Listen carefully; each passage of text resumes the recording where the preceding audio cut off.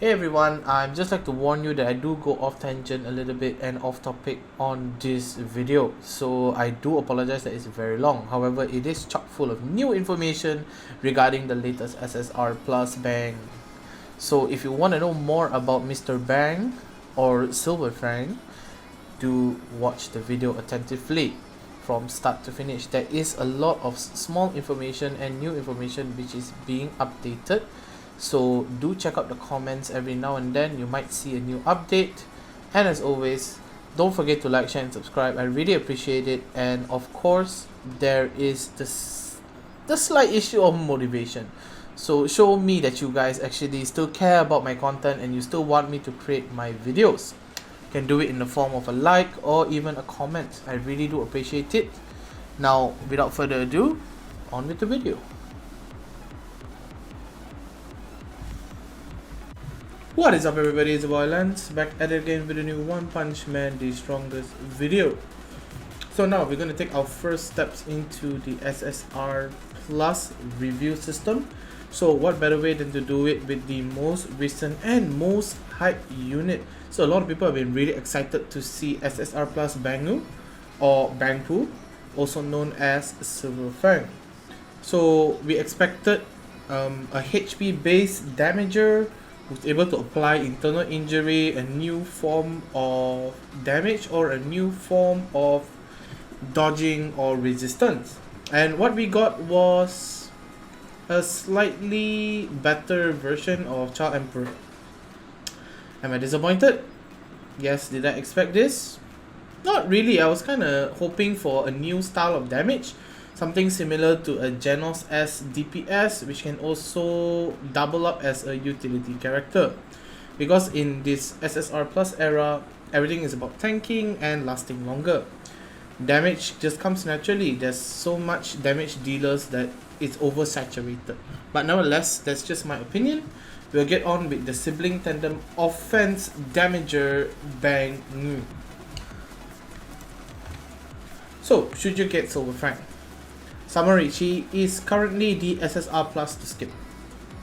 Now I know all of you old man sims out there really like this character, really think he's really strong, and if you've seen some reviews, probably from my good old buddy Rifter, JKG, or whoever is relevant in the current One Punch Man content creation scene. However, in my opinion, if you already have Child Emperor, you really do not need Bang. So unless he gets super buff, and this is a little bit of a foreshadow, he probably will not be high on any priority list. He'll probably be at most an A to S tier on the lens steering system, because he is an insanely high DPS, but you do have Child Emperor as an alternative. The self evade is good, but you're playing with a gamble. It's 50% at best with P5, and he also is a good debuffer, but you have Gearings for that, so why do you actually need that? And he is the only major AoE 6 unit besides CE Plus which was meant to replace CE Plus. So he is meant to start in as an alternative to CE Plus in the new Gearings core. So you can think of it as like Genos replacing Garo from Zombie Man to Gearings core. So this is CE being replaced by Bangu between the transition of Bomb core and Gearings core. He also reduces all forms of damage to himself except for direct dot, but he also has a counter to dot as well. Essentially, he is a 2-in-1 unit, so with his Awaken 2 passive, you get both the benefits of Bang and Bang Poo. So the drawback, his current state is low priority because you have so many slots of very high tier characters. You have Metal Bat, CK, CE, which counters ATT very nicely. And you also have certain SSR characters which are really good. Hellfire is a good anti-dot unit. Galewind is the premier grappler besides CK to be used. You also have Boros as well as King, other SSR Plus units, and even Sonic. So what would warrant you to bring in Silverfang over these units? I wouldn't say, except for his insane damage. Due to Gearings' core nature, I wouldn't say it's too important. He also requires Awaken 2 to become insane. So this is one of the units where you need to spend 400 BT for him to be good. Other units, Awaken 2 passive, very nice, good to have. But this guy, it is necessary. You cannot skip it. Most of the other units, you can probably get it or not get it. It will be a difference, but it won't be as insane. Silverfang is a completely different monster with his Awaken 2 because you have the combination attack, which I'll elaborate in a little bit. Also is an overall decent unit, but it's very easily countered. So what I mean by easily countered is that he's able to actually get stun locked by Gale Wind, or if his evasion does not proc and he does not have enough survivability in his kit, he can be rendered null and void very easily, especially in Garyu era where you do not have much defensive capabilities aside from the Undying Shield.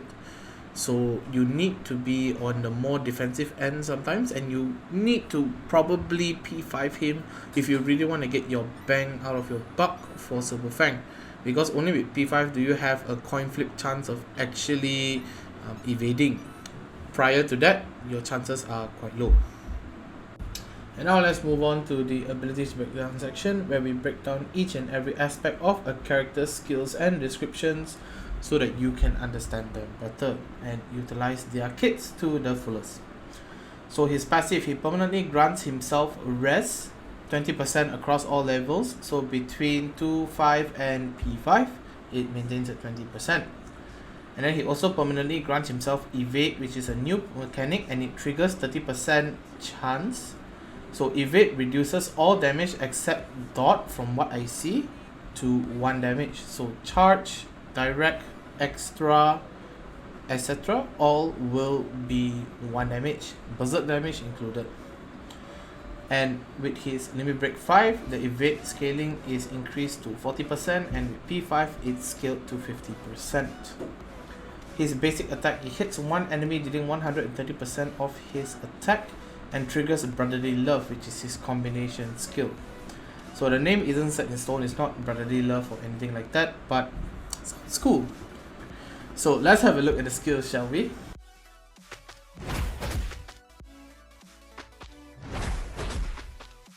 On with the show, we're back with abilities breakdown 2, where we're going to be looking at his ultimate. So AoE 6 dealing 300% of his attack, so similar to CE. He inflicts internal injury to 3 random units, and when they detonate they deal 200% of Silverfang's attack. And it also triggers combination, which is his Awaken 2 passive. And for his Ultra Ultimate, the AoE is increased by 50%, similar to CE. Inflicts internal injury to all units. When detonating, it deals 250% of Silverfang's attack and also triggers combination. So let's have a look at the Ultra and Basic Ultimate, shall we?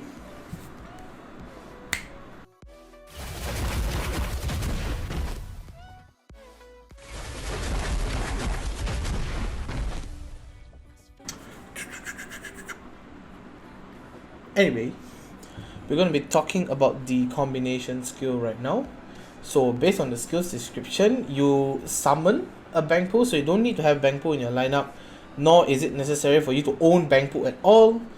When Silverfang attacks, Bangu will perform a follow-up. This is an Awaken 2 passive, by the way. And when Silverfang basic attacks, Bangu will attack 3 random targets, dealing 100% of Silverfang's attack.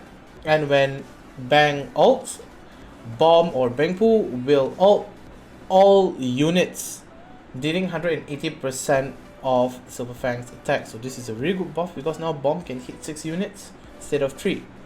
So is it worth it? Damage wise, I would say it's quite insane, because not only do you have a base ultimate scaling with 350% of attack, also have a follow-up ultimate with 180% attack, totaling up to 480% damage. That's insane.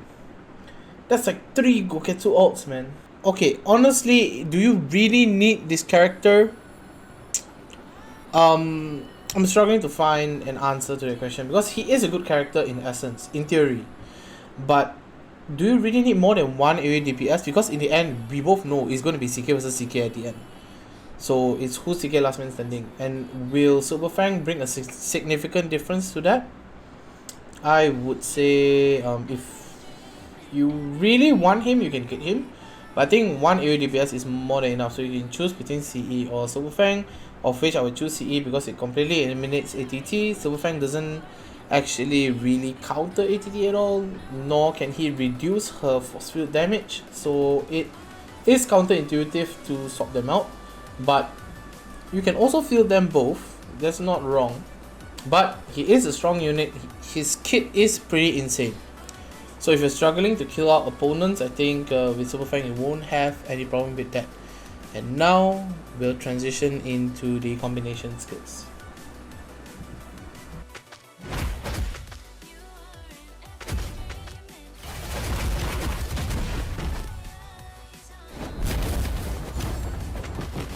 So now that we've learned a little bit more about what Silverfang can do, let's figure out how to build him in an optimal way. So there are two builds which I personally recommend, one of which is my favorite, and you can tell because I named it really cool. So the base build, wow, amazing. So you can go full attack and attack percentage. It benefits his ult damage and it benefits his internal injury. So it's considered a full kit coverage build. And you have the critical flow destroyer build. Enemy critical flow because his skill is Ryusui Gansuken, which is water stream, rock smashing fist. So the water flow, it's very nice. So main stat attack, and then substat you're going crit damage, attack percentage, which is standard for DPS units as well. Although you can opt out the crit damage for attack percentage times 3 as well. So recommended sets are primal because the main target and the target behind it will take more damage, very nice. Or if you can supplement a good stat gunner set, that will be really optimal if you're running the critical flow build. On to the buff gear. So for the base build, naturally we would be having more attack focus, whereas for the critical flow we're focusing more on crit. So similarly for both builds, you're going to have attack bonus times 3 and attack times 2 for the hero. For the grappler, this is where the variation comes. You have attack times 3 for the base build to supplement the internal injury as well as the ultimate scaling, whereas you have crit times 3 for more damage on the critical flow, and supplemented with crit times 2 and attack times 2 respectively. And for the S class, you're going attack times 3 because his whole kit resonates with attack a lot more than damage rate, but damage rate is a good supplemental stat. Please do focus on the stats in the red bracket. In the white bracket, those are good additionals. For augments, you can go for internal injury and crit if you're going for the critical build. So here's an example of the crit buff gear and the S class. This is what you should be aiming for at a minimum. So in SSR Plus era, the talents seem to be looking a little bit different. So you do have the original format, which is the priority and additional, but you do not have a main stat anymore. The main stat is actually supplemented with additional ultimate damage, bonus damage free, or bonus damage. So I would say talent 2, please complete all the priority stats, and for the additional stats, if you can upgrade it, you will see a significant difference in how your character performs. However, if you choose to level it to a minimum, I would say 4, it's more than enough if you do not want to do talents for the rest of your life. For talent 3, the base stats are also a priority and additional stats are considered a luxury because talent 3 coins are insanely hard to farm. And for the base stat, please maintain it to 10. And for the main / additional stats, the ulti damage, I would suggest you go up to 6 or 7. 10 is ideal, but it's very expensive. And for the quote-unquote true additional, you can go up to 6 or 7. I don't recommend going higher than that due to cost issues.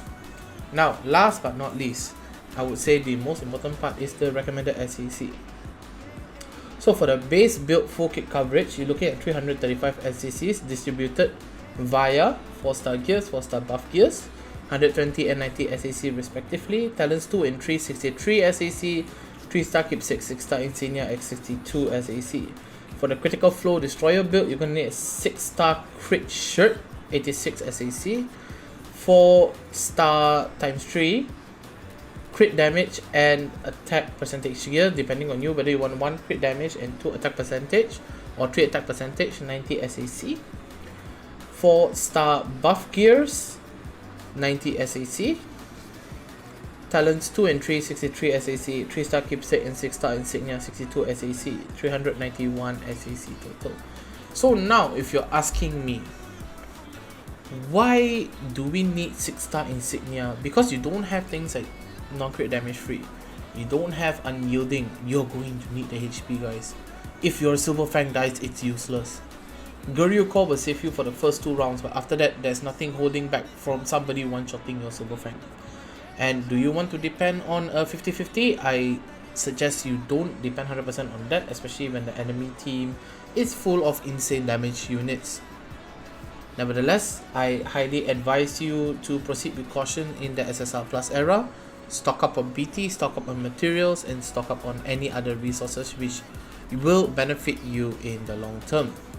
If you have any questions and if you have any comments on the new format and the length of the video, etc, etc, I'll be doing an Ask Me Anything tonight on Twitch while doing a mukbang. Yeah, because somebody redeemed the mukbang stream tonight.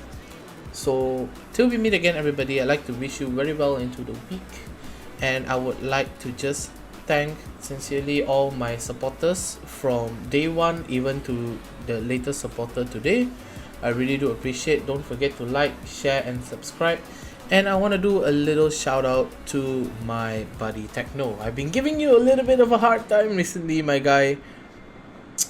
But yeah, be cool.